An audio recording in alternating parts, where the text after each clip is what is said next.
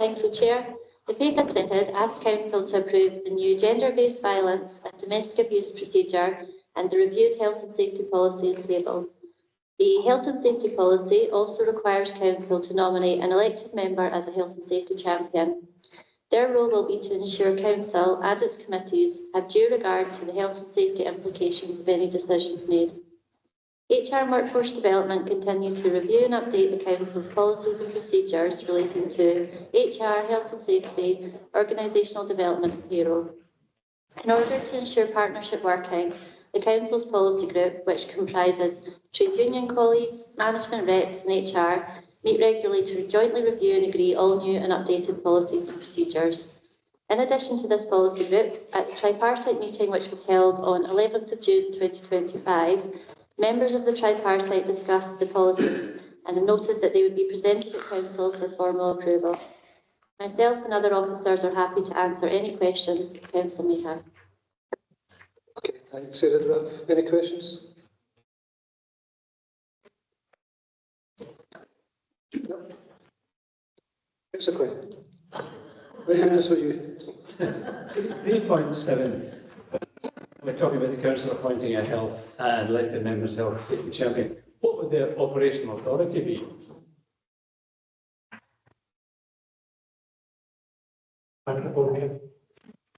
Oh, sorry. My apologies.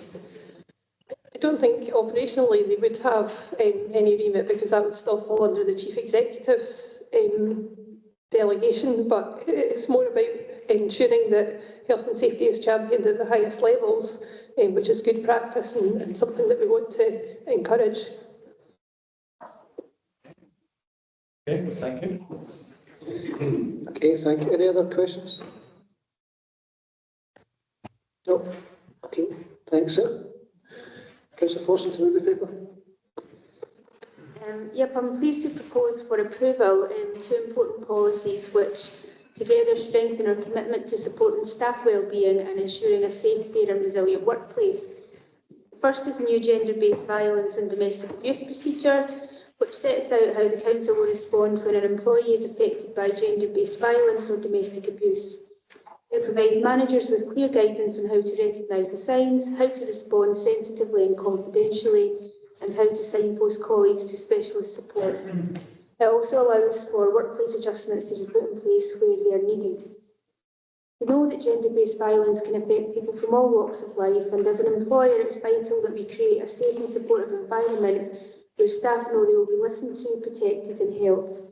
And this procedure formalises what many good managers already do instinctively, but it does ensure consistency and compassion across the Council. The second policy before us is an updated health and safety policy, which brings us fully into line with our statutory duties under the Health and Safety at Work Act and related legislation. It sets out a clear framework for how we plan, deliver, check and review health and safety across the Council. It's not just about compliance, it's about making sure that every member of staff or every elected member and every visitor to our building can be confident that their health and safety is being taken seriously. The policy makes responsibilities clear at every level, from the Chief Executive and managers through to individual employees. It also introduces a requirement for Council to nominate a health and safety champion from among elected members to ensure leadership on this agenda remains visible. So both the policies have been developed with trade union and staff input, and both have been subject to Equality and Fairer Scotland assessments, and no adverse impacts have been identified. In fact, each policy is expected to help reduce inequalities by supporting those most at risk of abuse, by ensuring the health and safety needs of different groups are properly considered. So I'm happy to move the recommendations set out in the report. And I would like to nominate Councillor Scott Harrison for this, for the elected member post, in line with his responsibilities as the spokesperson for the Police Directorate. And I'm also informed that Councillor Harrison does have a qualification in this area, so he would be more than able for the post. Thank you. Thank you. Councillor Hamilton to second the paper. Yeah, I'd like to formally second the paper and also to formally second Councillor Harrison, who I have to say was very quick to put his hand up I think mainly due to his qualification, which he very proudly told us about. So thank you. Okay, the paper's now open to debate and for any other nominations that anyone wants to put forward. Councillor Errol? Yeah, it's not making a nomination. It's I've read through the violence against employees. The very first was the paper. My concern is that when we look at section 7 on page 318, it talks about the perpetrators of abuse. And it talks about employees who are alleged perpetrators, both within and without the workplace. My concern, and I abhor violence against women completely. Let's get that on the table. My concern is that if we discipline someone for alleged perpetration of domestic abuse, maybe just be making the situation worse. Because that perpetrator can go home and look at the person, the abused person, be that male, female, or however they want to identify these days. They're going to take it out on the most vulnerable person at home.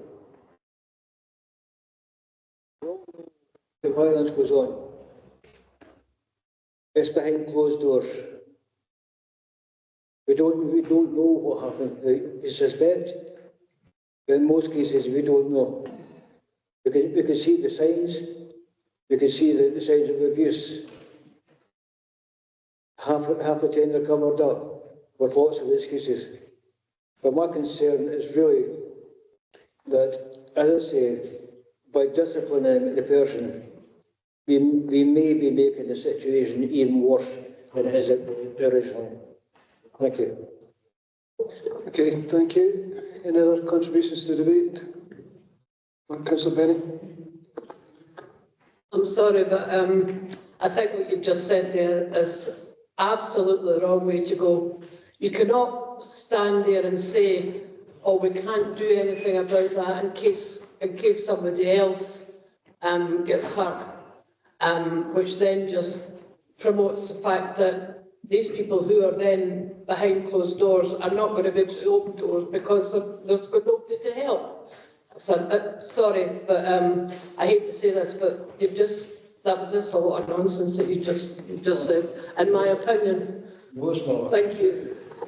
Okay, we're entitled to have a different viewpoint around the table, but let's do it in a dignified and respectful manner. Councillor Law?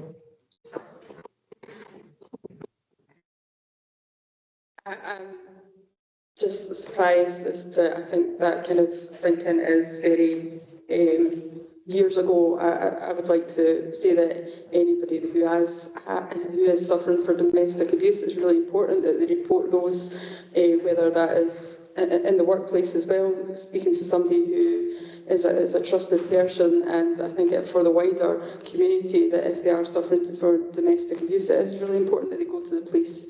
And I don't think it's good to put over a kind of thing that, oh, don't report it because it could get worse. It'll never get any better if it's not reported.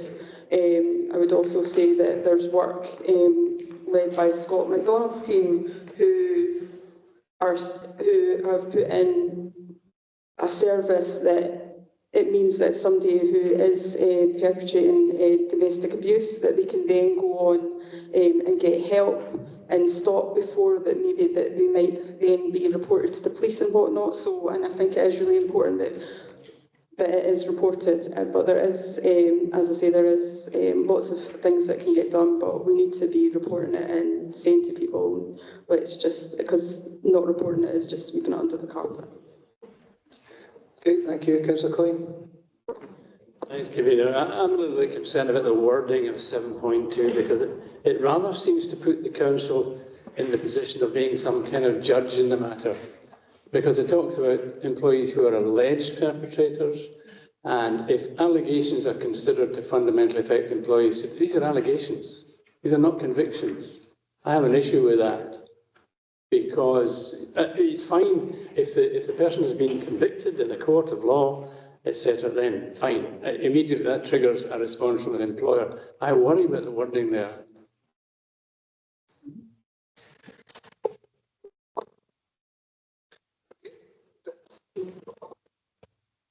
Any other contributions to the debate?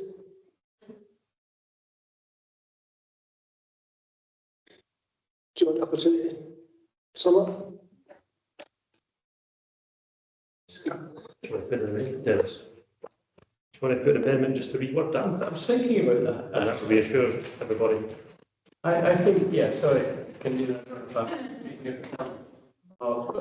I think I would like to propose a change to the wording there, which I hadn't thought out. But I would say if the allegations are confirmed in court or lead to a conviction, then You should just remove the alleged perpetrators or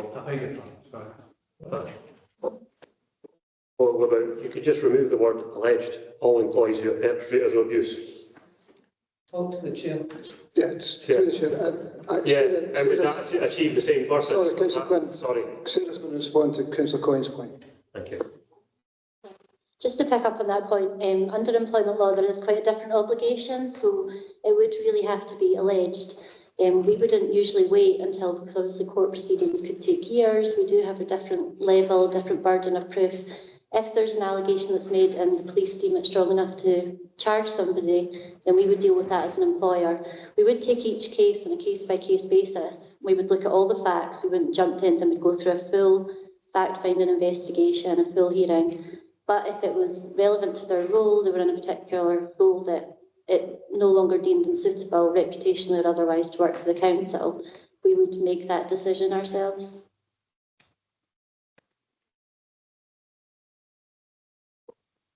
I hear what you say, but it's a very woolly situation, that, because it doesn't make any clarity about what process would be gone through to determine whether this person had breached the employment law rather than civil law.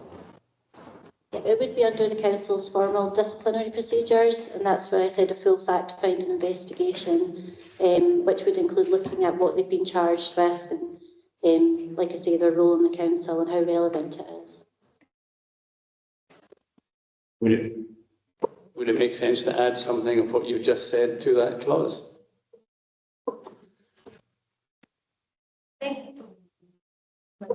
Oh. I think it is covered off if you look at 7.1, 7.2. We do keep it quite open, and just like I say, because you really do have to look at each case in its own merit, you know, in terms of the entire process. I think being too specific, we do reference in 7.1 that we might deal with it in accordance with dignity at work. So, for example, this policy refers to things like stalking as well as actual domestic abuse. So we would look at what the allegations are and the details before we would decide which route we'd go down.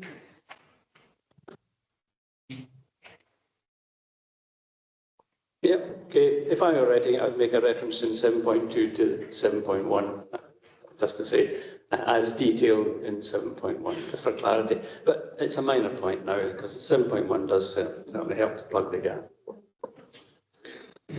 If it helps at all, Councillor Quinn, and potentially overstepping my role here in the convener seat, but in my other role as a trade union official, that language is almost carbon copy of what I would expect to see in other policy that deals with those things. And it's about the difference between the burden of proof of evidence that's required for a criminal conviction as opposed to under employment law, which is reasonable belief. So the inclusion of the word may be dealt with is a bit that gives comfort to others around. It's not an automatic next step. It's only when there's enough there to justify taking that next step at employment level. All right, thank you. Okay. I did almost step mark, but do you have any other contributions to the debate? Okay. Councillor Forster, do you want to sum up on that at all? I'll be happy to approve. Okay, thank you.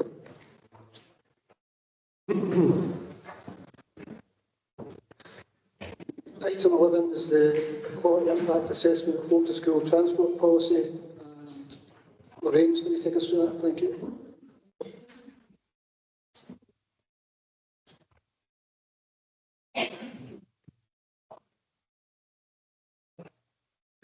Thank you, Convener. Councillors, this paper is in response to a request from Council in 2025, January 25, that they be presented with the Equality Impact Assessment for the Council's school transport policy. As the paper points out, the policy dates back to 2004 and it was last reviewed in 2011. The policy predates the requirement for a Equalities Impact Assessment. However, we have now prepared such assessment and it's attached with the papers. And it has identified a potential inequality, as set out in paragraph 3.3. However, the aim was to allow children from our denominational primary schools to move with their peers to the denominational catchment secondary if they wished, and to have free transport to do so. This is felt to be reasonable, and with the mitigation of allowing any free places on transport to be made available for other children, and there is also the use of the under 25s free travel pass. We do, however, recognise the need to review the policy, and as such, we would ask that Council approves the recommendation that we return to Council to seek the scope of such review and the timescale of such review. This review would have to be completed in line with the Schools Consultation Act, so it's quite comprehensive because the policy covers not just transport to denominational schools, but catchment, additional support needs, etc.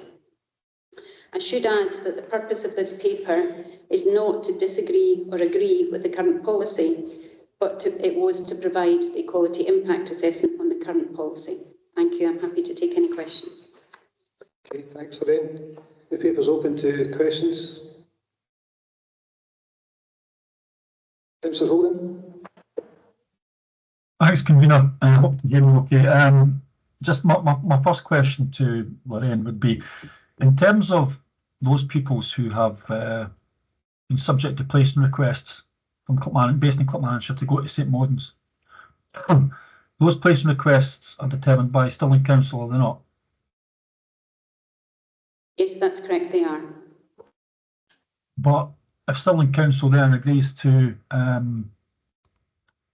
approve a placement request from a pupil in Clackmannanshire to go to Stirling, it's not them that would bear the financial burden of the transport in terms of the home to school transport, is it? That's correct. It's us that are required to provide school transport for our pupils, yes.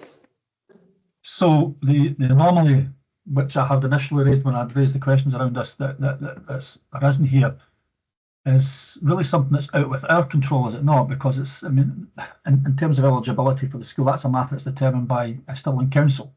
And that problem whereby, you know, it's not your catchment school or it's subject to a placement request, that only creates itself if Stirling actually approves it. That's correct, yeah. The requirement's on us to provide school transport, but the requirement's not on us to agree placing requests to St Maudens. Okay. Has any thought been given or any discussions taken place with Stirling Council about the implications of their decisions in terms of the financial implications for Clackmannanshire Council? No, we haven't had any formal discussions with Stirling Council about that. Is that because it's just simply understood that the financial responsibility from home to school transport lies with Clackmannanshire, or is it simply because you thought you'd perhaps get very little mileage in terms of getting engaging with Stirling Council on that matter? It's the former. Okay. Can I ask him, in terms of one thing, if you're baptised as a Roman Catholic and you live in Clackmannanshire, are you then automatically eligible to attend St Maudens? Should you wish to go to St Maudens and you're eligible for the right of your baptism, yes, you can. By virtue of the fact you're baptised, yeah, okay. Third catchment school for denominational children. So normally when we talk about catchment schools, it's normally around the geographical area, is it not? That's primarily what we talk about really when we talk about catchment, but when it comes to denominational schools, the argument and the debate broadens out a bit more, doesn't it? Sorry, can you repeat that question, Councillor Holden? I'm saying ordinarily when we're discussing catchment schools, our understanding, you know, that the debate is really centres around the geographical aspect of it, is it not? The proximity between, you know, the eligibility from someone that lives in Alloa to go to an Alloa primary school, as opposed to someone in Dollar going to a Clackmannan primary school. Yes, you would normally go to your catchment school, which is defined in the transport policy defines which schools. Apologies. The transport policy defines which academies relate to the primary schools, i.e. which ones are there involve those catchment schools. And equally then we've got the denominational right as the previous question. Yeah, and it's just that point I just want to ask you a couple of quick questions about. So the denominational aspect of it. So you've got a situation where someone, by virtue of the fact that they've been baptised in the Roman Catholic faith, allows them to access transport because the school is de facto, it is their catchment school because they're there. So you could have someone living in Tullibody who is baptised Roman Catholic, gets access to the transport to go to St Maudens, but someone else who lives in Tullibody, because they're not baptised as a Catholic, is not entitled to that transport, free transport. Is that the case? That's correct. The original policy gave that the additionality to the children who attended only because that was who are non-Catholic, because they were given that allowance to be able to go with their peers. So that was why that was put in place, is my understanding, which is different from children who attend other schools because their peers would normally go to the relevant catchment academy. So in the report, and I'm not making a judgment on, but the quality impact assessment there identifies that issue around, well, we think it's important because if pupils are at a primary school for St Bernadette's or St Mungo's, it's important that they stay together, regardless of the fact of whether you're baptised as a Catholic or not, to travel through to the school to St Maudens in this one. So that's the kind of the logic behind that, but it creates an inequality in as much as the other schools in the area that are non-denominational, you don't afford them that same benefit, if you like. Is that correct? That's correct. That's what the EQIA identified. But as I mentioned at the beginning, it was for a reason, and then there's other mitigations that are in place to address, the issue that arises because of that. I think that answers your question. Yes, yeah, thanks. And I just wanted to clarify these, and that might be immediately obvious to everybody else in the room, but I think it is actually quite a complex issue. When you look at it, there are a number of things going on here. But, and I hope that there can be provide some latitude here to ask this question, because when I raised the initial point, that inequality, if you like, was not the main driving factor in terms of my seeking to have an equalities impact assessment. The issue that I had expressed concern around, as you will know, was around children being on a bus and being asked to leave or not being allowed to go on the bus, and others being allowed to stay on the bus. I mean, that was the point I had made at the original meeting, was it not? So that has not in itself uncovered through the qualities impact assessment. There's no uncovered any inequality in relation to that part around, children who are on the bus by virtue of the fact that they're baptised, and other children who want to get up the bus because they're not baptised have been prevented from doing so. That issue was not addressed, was it, in this equality impact assessment? Indirectly, it was addressed because it was the entitlement to be on that bus in line with the policy that was giving rise to that situation. So the children who were not entitled in line with the policy were the ones who were not able to go on the bus. Right. And is it fair to say, my final question in relation to this, is it fair to say therefore that the policy really in many ways was dictated, and I'm not aware of legislation, I'm sure you will be, around the provision of the statutory right to provide Catholic education in Scotland, and that these issues are linked, are they not? I mean, there's clearly a linkage between the responsibility of a local authority to provide that form of education, and this issue becomes complicated because of that factor. But that is the main issue here at the heart of this, is it not? Not sure I agree with that, to be honest. I think we do have our denominational school is St Maudens, even although it's not in our local authority. So we still have the provision of Catholic education for children in Clackmannanshire who are baptised, who want to go to a Catholic school, in the same way as we do for those who want to attend Gaelic medium education. We have to provide that, and we provide that through Stirling Council as well. So I'm not sure that it's complicated in the way that you're suggesting, but unless I've misunderstood the question, Councillor Holder. I suppose the point is, if I've got children that want, the point I'm asking is, if children want to go through a Gaelic medium, do we check whether or not they were born in the Isle of Skye or elsewhere, or is it just the requirement they want to speak Gaelic? Is that enough? And equally, because that question is relevant, because is it not the case if someone wants to attend a denominational school what difference does it make whether they're baptised as Catholic or not? It's They're only the defined- Education Act for Catholic faith in Scotland, isn't it? That's the part that really comes into play there. They're defined by different legislation. Mhm. So the Gaelic medium education right came in much later and is in different legislation. I don't have that immediately to hand, but that right was given fairly recently in the last 10, 15 years, I think, whereas the right to denominational school is in a different piece of legislation, or it originated in a different piece of legislation. Which is faith-based. The whole issue is about faith, isn't it? That particular right is about denomination, yes. Yeah, okay, that's I mean the questions on that. Okay, thank you. Do you have any other questions? No? Okay, thanks, Elaine.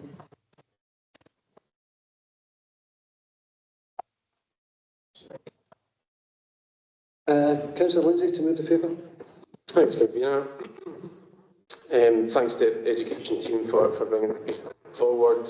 And obviously, while it identifies a limited inequality, the service does continue to be generous and supports positive pupil transition and social inclusion. Now, to be clear, the inequality is identified, and I think it's been brought out here already, but it is identified where non-Roman Catholic children from the two primary schools, namely St Bernadette's and St Mungo's, are eligible from home transport to St Bodin's High School, but non-Roman Catholic children from the other 16 primary schools are not eligible. I have to say, as spokesperson, it's not an issue that I get a lot of, I was going to say traffic, it's probably not the best choice of words in this one, but I don't get a lot of traffic coming through. In fact, 7 years I've been education spokesperson, I think it's come through once. And the mitigation took place, I think, where the young person was able to access a free pass through the education service. That's not to say that that's the reason that you put it to one side. I think it's important that we have this debate, discussion that comes forward. But it's not an issue. There are many other issues, many other inequalities that come forward that we are fighting and wrestling with, namely some of them are webbed throughout the policies that we've discussed today in earlier papers. But similarly, all parents and carers, it's not an issue that comes up regularly, but we have to deal with it. I think the policy is well communicated to parents and carers prior to placing requests being submitted. And similarly, all parents and carers are all aware that placing a request to a school such as Lawrence Hill, Alloa or Alva out with the catchment area may mean that they're unable to access free home to school transport. And there are many examples of that. Now, given the small number of pupils affected and the wider implications of any policy change, and obviously the mitigations that Lorraine's highlighted in terms of free passes that are able to be allocated, and the implementation over recent years of the under-22 travel, it is recommended that existing transport arrangements remain in place at this time. However, the paper also seeks agreement that a further paper be brought back to enable the Council to decide on the scope of any future public consultation on revisions to the whole school transport policy. And the paper will outline the financial inequalities implications associated with the options to be considered as part of consultation. Now, I'm happy to support these recommendations and happy to propose the paper on that basis. Thanks. Okay, thank you. Councillor Harrison to second. Just happy to formally second, Convener. Okay, the paper is now open for debate. Anybody wish to debate? Councillor Holt. Thanks, Convener. First of all, I understand, and I know, and Councillor Lindsay's made this point a couple of times, it's not something that comes across his desk a lot. It does for me, it has for me, strangely enough, and that indeed I've got a phone call to make at 3:30 today to another parent regarding the same issue. I'm not quite sure how that's going to end up, but we'll see. But the point is that it offended me when I looked at it. I felt there was something instinctively wrong about it, that we have a situation where children are denied the same rights as other children because of a policy which is basically, and the one part that offends me about it is the faith element of it. I understand, however, that it's a complicated matter, and I think and I do appreciate the comments being made by Lorraine. I appreciate the work also that's been done in the quality impact assessment, and I get it. I get it that in terms of the numbers are small. I get it in terms of the financial impact it could have on the council. I get it in terms of the impact it could have in terms of the council's wider policy. I find it rather ironic, though, that the issue that's been uncovered has been an inequality. Is basically that the other schools, that the other non-denominational schools, primary schools, if you attend there and then you go into secondary school, you have to do a placement request, and they don't get the transport free either by virtue of that fact they've not attended St Mungo's or St Bernadette's. That's been identified as the issue. The issue should be about denying children the same treatment as every other child. And that's why I think that the whole policy in education in terms of the provision of denominational education in Scotland, or Roman Catholic education in Scotland, is really lies at the heart of this. That's the problem here. And I'm not saying that I'm against faith schools, because I'm not. I'm certainly not. What I'm saying is that if anybody in these schools, they should be treated the same as everybody else. And I do understand that there are some contradictions in that because of the policies, because in terms of the way the policies work, there's a logic to it. If you have to get put, if you go into a denominational school and it's out with the area, and you've never attended the primary schools, you're not baptised as a Catholic, therefore you can go to one in the area. But it's when the placement requests are approved by Stirling Council, and then you get parents coming up to me and saying, my child goes up to the bus and gets told you can't get on, and he has to go and get another bus and stop at another stop. It just seems to me to be unfair. However, we can't address all inequalities, and what I'm scared around now, I suppose, is by raising these issues that the policy comes back for review. And what we do is we take away the rights of primary school children who are in St Mungo's and St Bernadette's, who are not baptised as Catholics, to then get free choice transport when they go to St Mungo's. So it's like, well, there's another equality here, so what we'll do is we'll make it equally unfair for everybody. But I would much rather have that the pupils who were going to St Mungo's, regardless of whether they're Roman Catholic, regardless of whether it was done by a placement request, would be entitled to access to transport, because, and I've made this point a couple of times, and I'm not quite sure I'm ever really getting it across, in a geographical sense, if you are attending, St Mungo's from Clackmannanshire, you're always going to have to require public transport for it, school transport for it, because of the distance for it. And the fact it's 9 pupils or 10 pupils really for me is irrelevant. Perhaps there should be some discussion with Stirling Council around the fact if they're deciding to, grant placement requests to pupils who are not baptised as Catholics and haven't attended Catholic primary schools, that there's financial implications there because we want to treat everybody the same. I think that would be the right thing to do in terms of the way that children should be accessing the public school transport. But I'm aware of the facts here that in terms of the cost for us, in terms of implications, in terms of some other things, that's going to make it really difficult for us. So, although I absolutely disagree, I disagree with the outcome of the quality impact assessment, I absolutely respect the process it's went through, and I get the arguments. So for that case, I'm going to support the paper, and I'm going to have to try and explain that support to some of the parents and my logic behind that, because I don't think it's practical for us to meet these costs, and I think it would really open up some more cans of worms for us. But I think there's a bit of me that's ashamed about it, because it just seems wrong to me that we're doing this. But I understand the reasons why. Thanks, Kabira. Okay, thank you. Any other contributions to the debate? Councillor Klein. Yeah, as I understand it, the transport inequality is born directly out of the right given to non-baptised children going to Catholic primary school. If they weren't there, then this whole problem would not arise. And that's my understanding of it. So I think at the end of the day, what we're going to have to do is weigh up the benefits of allowing non-baptised children to go to the Catholic schools against the inequality, which undoubtedly is an inequality as described on the transport side. So the balancing act.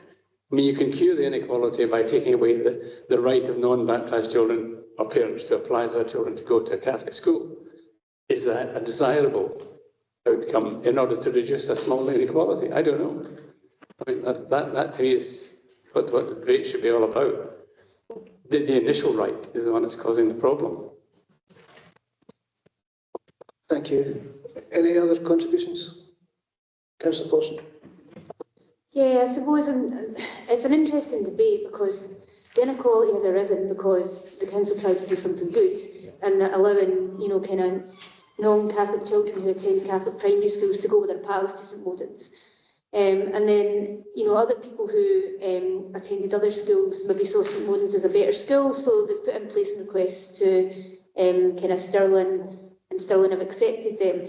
We also have a situation, particularly in the health routes, where parents put in placement requests to Kinross High. because they think Kinross is kind of better than their catchment school, and so Perth and Kinross accept those placement requests, and those young people don't get, kind of transport paid for them to go there. So it is, and I can completely see all the arguments on that, and I think the quality impact assessment has done its job. It's kind of identified the inequality and kind of explained the reason for it, and I suppose it would be for kind of council in the future to decide if they wanted to change policies to address that. I mean, I think, and Councillor Holden makes a good point about Stirling. I think it's important to say as well, I think it's for every child that goes to St Modens, the Clackmannanshire Council gets a reduction in £5,000 per year to its education grant, because that money then goes to Stirling Council to kind of help cover the education there. So there's financial issues. And I think moving forward, it may become irrelevant, because I understand that Stirling Council are finding that they probably are getting to a position where they won't be accepting as many placement requests from non-Catholic children, because they don't have the capacity at that school either. So it may be in kind of future years there's less of an issue there. But there is an issue, and I would hate, you hate to think of a young person getting on the bus and being told that, yeah, you need to get off, and that's no good. And from an equalities perspective, it is uncomfortable. But I completely understand why we're in the position that we're in, and it's something to consider moving forward for future council so wishes to do so. Thanks, Councillor Forson. Anybody else want to contribute to the debate? Councillor Lynch, do you want a chance to sum up? Just extremely briefly, yeah. I think we get all sides of the argument, and there's a clear inequality that exists. As Councillor Forson says, this is borne out the fact that council is trying to actually help young people get to school, but it's created an inequality as a consequence.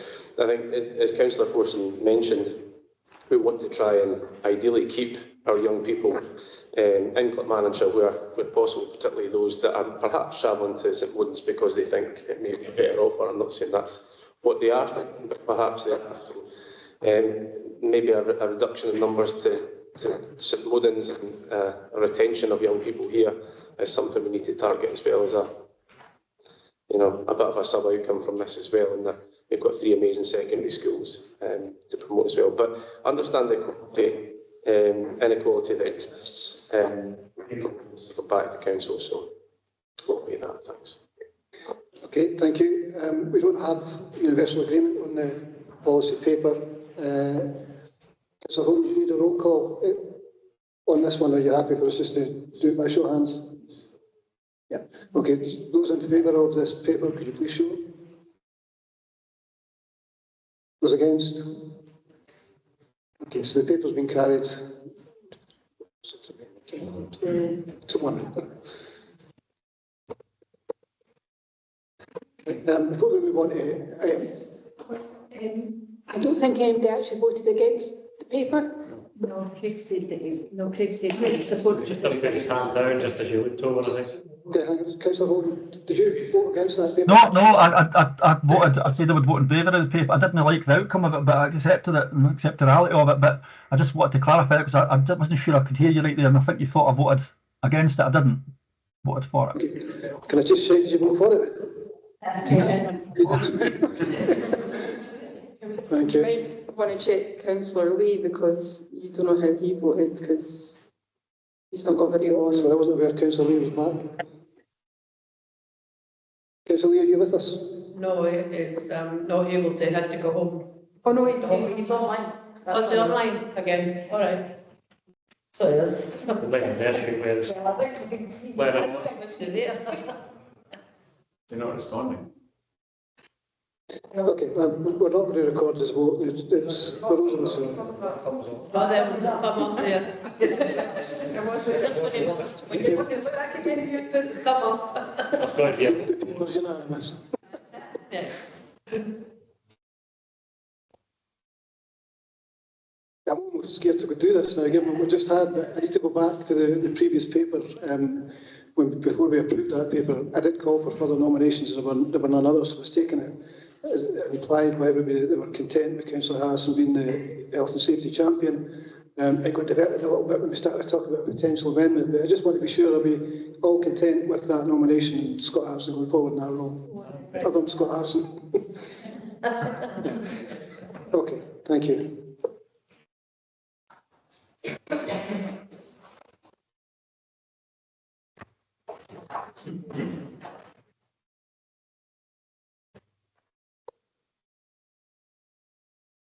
Item 12 is a motion to Clackmannanshire Council from Councillor Forson. Okay, thanks, Convener. So I'm pleased to bring forward the motion on reviewing and improvement in arrangements for closed recycling bins across Clackmannanshire. I thought I'd give a wee context about how I kind of came to the idea of bringing this motion forward. I had been visiting a local charity who has a closed bin outside its premises from another organisation, the one that we use, and I just asked some questions around it. And they had said that every time the bin gets emptied, they get a donation to the organisation. And I said, well, how often does the bin get emptied? And she said, well, it varies, but it could be 2, maybe 3 times a month.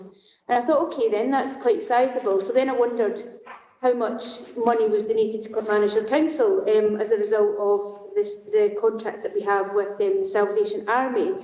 And I found out that actually it was only worth £100 a year to the council. So for all the bins being placed across Clackmannanshire, the council got a payment of £100 per year. And I kind of thought, well, there's other options out there. So, although the Salvation Army makes a valuable contribution, and I do want to recognise that, we do know that other organisations offer a similar kind of service. And given the financial contribution that I understand is made as a result of that, I kind of thought it provided us with a wee bit of an opportunity. It builds on our community wealth building principles as well. So we could review the current model, explore alternatives, and in doing that, ensure that the money that's raised by communities and donating, the recycling, it could actually be reinvested. So it could be done on a ward basis. So all the money that's collected in Alloa, we could have some sort of, kind of vote, etc., on how we want that money to be spent. The same in the other wards as well. And I think that in that way, the recycling delivers local benefits and it supports groups. And we know that money is tight across our communities. So through the motion, I'm asking that Council agrees that officers review the existing arrangement with the Salvation Army, including performance and limitations. I think we all know occasions where maybe the bins in our local area haven't been emptied and we can see, kind of bags spilling over. So I think it's important that we look at that, explore alternatives or supplementary models offered by providers, and bring forward options for allocating any future income locally, which is consistent with their community wealth building approach. And that officers will then report back with findings and recommendations so that we can make an informed decision on the way forward. So I think it's a practical and community-focused proposal. It's about maximising the social and economic benefit from what's an everyday activity and ensuring that we continue to recycle here in Clackmannanshire, but that the efforts directly support the people and the communities of our local areas. So I'm hoping that we can get some support from that across the chamber. Thank you. Thank you. Councillor Harrison to second. Yeah, thanks, Convener. Happy to second. Yeah, I think the current agreement and arrangement with the Salvation Army has been in place for some time now, and it does feel like it's an appropriate time to have a review of the arrangement, and if there's something we can do more locally, having a view on what we can do with that. Yeah, I'm happy to kind of praise the Salvation Army for their work and what they do in the community, but I think there is the opportunity there to be more locally focused. Happy to second. Okay, thank you. The motion's out for debate. Anybody wish to debate? Tiny point. I'm just wondering, it doesn't really matter that I'm not suggesting a change. I wouldn't think it would need to be at ward level. I think the amounts of money involved, divided amongst 5 wards wouldn't amount to a huge amount. It might be better to have a central fund which communities can apply for or something like that from the kind of you know, the sale of all the fur coats and hunter wellies and dollars, right, to sort of push the fund a bit. No, seriously, I think probably some central fund will do something good. But that's all, but that can come out later. Okay. Anybody else want to contribute to the debate? No? Do you want an opportunity to sum up? Yeah, just very briefly, I think that's a fair point, and I suppose that the options that are brought forward in the future paper, we can probably come to some sort of agreement on what the best model is. Are we happy to support the motion? Yes. Okay, thank you. Item 13 is also a motion from Councillor Forson. Yeah, thanks, convener. So I'm pleased to bring forward this motion. As members will know, the Scottish Government committed a £60 million play park renewal programme across Scotland, and Clackmannanshire gets an annual sum from that. It's not great amounts of money, but we do receive it. We've already invested £372,000 in upgrading play facilities at the West End Park, and I think everybody will agree that it's made the park a more vibrant and attractive place for our children and families. But we know that a few years back, for financial reasons, the decision was taken to keep the public park toilet facilities closed. And I mean, certainly the feedback I get from people is that it undermines accessibility, particularly for families with young children, for disabled users and those with additional support needs. You know, people are telling me that clean, safe and accessible toilets are really important when they're, you know, accessing play areas and making it, you know, welcoming and inclusive. So I wrote to the Scottish Government just asking about the play park funding and whether it could be used to support toilet facilities within a park.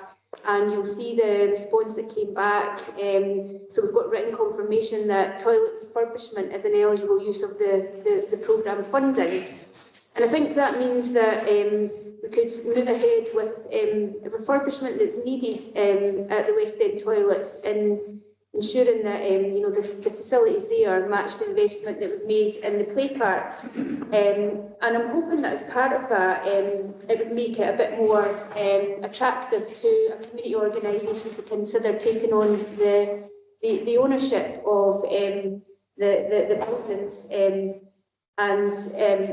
you know, to provide the facilities.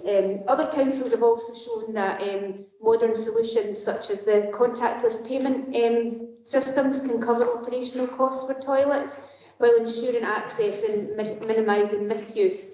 And I think we need to explore those sorts of options there too.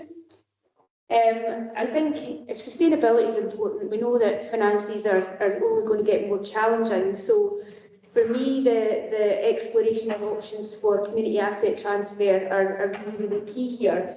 And I think I've certainly had conversations with one group who might be particularly interested in that. You know, there's events, etc., that are run regularly in the park, and they see the benefit of you know, kind of keeping those facilities open. So through this motion, I'm asking council to agree that we can have a look at the refurbishment of the toilets at the West End Park using the eligible funding, explore the operation of different models, including contactless payment and community-led options, and that we engage with local stakeholders and community groups to make sure that we shape these proposals and that a report is brought back early next year, just setting out the different options that are available there.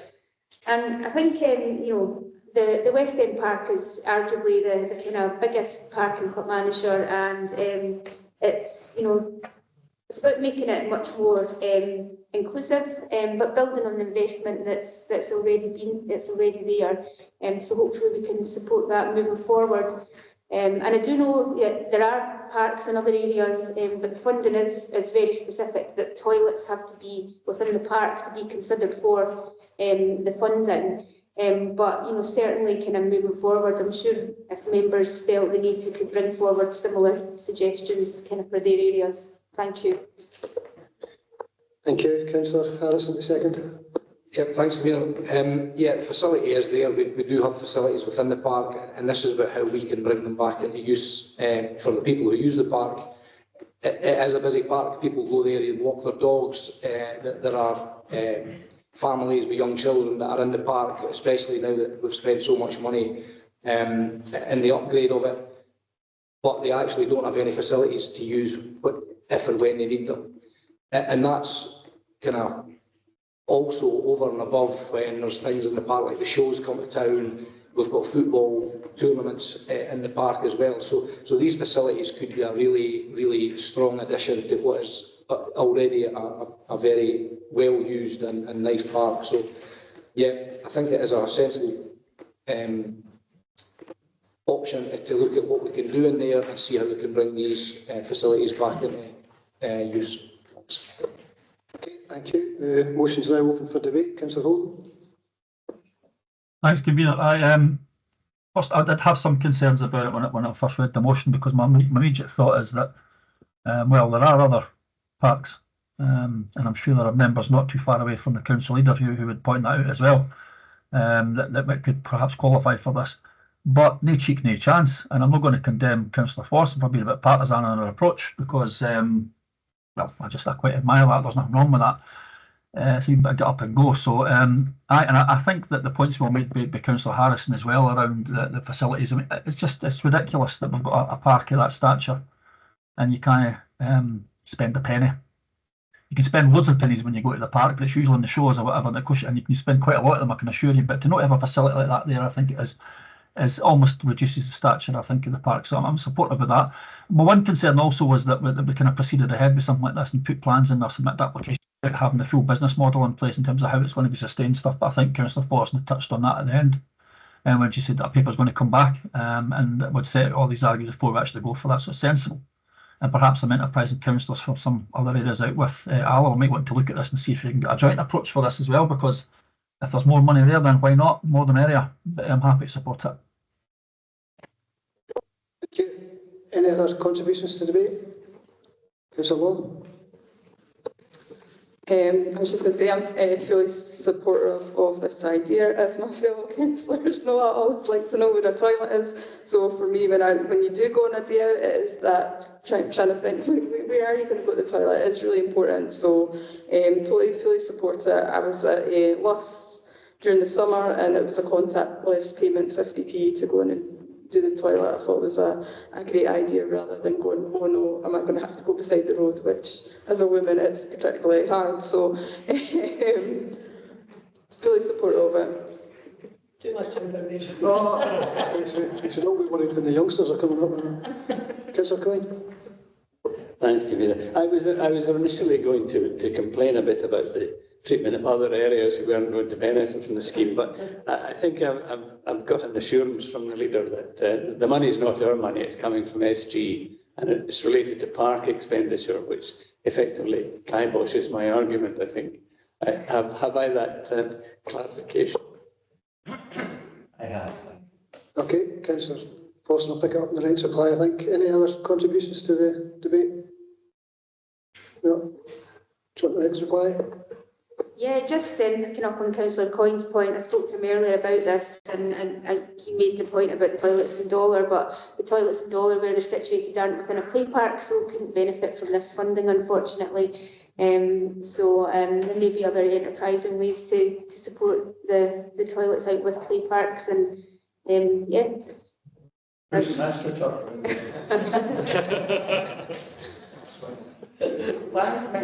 Are we happy to support the motion?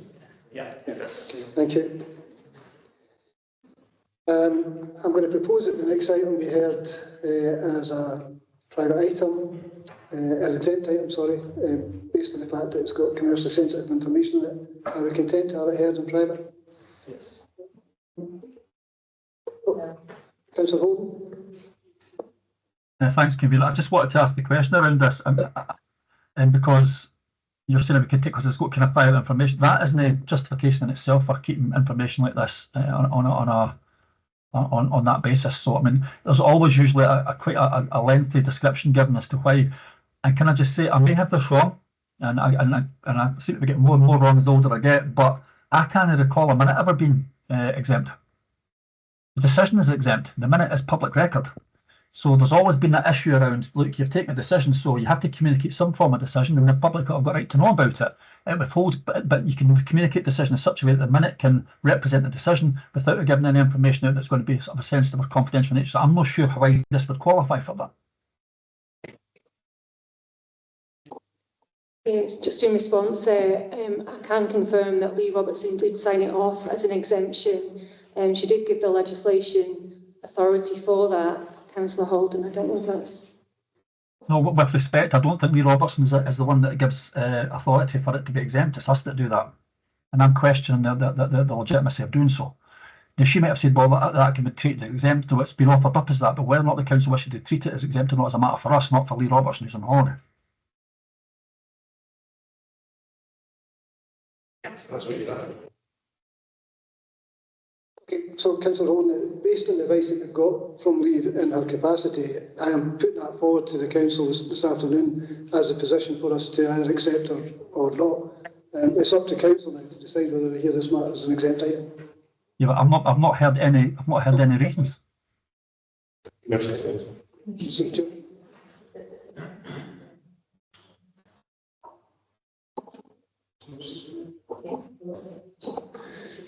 So do you have the papers in front of you, Councillor Holden? Yeah, and I know that it doesn't make sense to me why it's been treated as exempt, or I'm asking the reasons, the legal provider for that. Okay, so at the top of it, which is paragraph 8, the amount of any expenditure proposed to be incurred by the authority under any particular contract for the acquisition of property and the supply of goods or services is the grounds on which we've been asking council to have this held as an exempt item. And I appreciate you might not agree with that, but that's the basis on which we're asking that question. Our council agreed to have this matter heard as an exempt item.